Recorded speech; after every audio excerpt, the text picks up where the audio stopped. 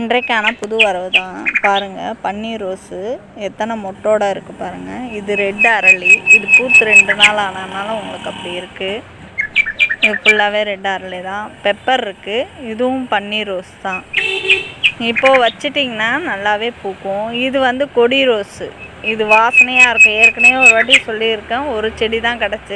இந்த வாட்டியும் ஒரு செடி தான் கிடச்சிருக்கு பாருங்கள். ஃபுல்லாக இலைக்கு இலை உங்களுக்கு கிளை பிரிஞ்சிருக்கு. ஃபுல்லாக கிளையும் தளிருமா இருந்தது. நிறைய மொட்டோடவும் இருந்தது. பிளாக் ரோஸ் பாருங்கள், வெல்வெட் ரோஸு சொல்லுவோம் இல்லையா, அந்த ரோஸு நிறைய மொட்டோடவும் அதுவும் நிறைய இருந்தது. இது கொடி ரோஸில் எல்லோ. சாமந்தி இருக்குது. இதுதான் காஷ்மீர் ரோஸுன்னு சொல்கிறாங்க. ஆக்சுவலாக காஷ்மீர் ரோஸு பூத்ததும் நம்ம பறிக்கிறோம் இல்லையா, அப்போ ஒரு மாதிரி வாடின மாதிரி ஆகிடும். ஆனால் இது பெங்களூர் ரோஸு வெரைட்டி தான் உங்களுக்கு.